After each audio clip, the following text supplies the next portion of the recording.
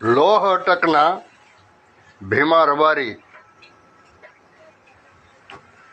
આપા ગોરખા એના ગુરુ હતા અને મોરબીના રાજા જ્યારે એની ગાયો વારી ગયા ત્યારે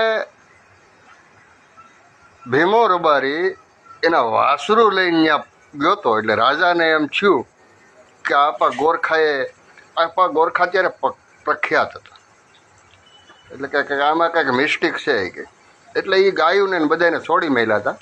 પણ એક ગા નહોતી આવી, એ ગોરહર નામની ગા નહોતી આવી. એટલે ભીમા રબારીએ કીધું કે આપા ગોરખા ગોરહર નથી આવી ને તો મને મજા નથી આવતી, હું જીવી નહીં શકું ગોરહર વગર. અને પછી આપા ગોરખાએ કીધું કે હોકો હરગાય, અને હોકો એ રીતે પી કે હોકાની નાળમાંથી જે ધોવાળો નીકળે એ ધોવાળો મોરબીના ગઢને તોડીને ગા લઈ આવે તો ભીમો રબારી હાસો.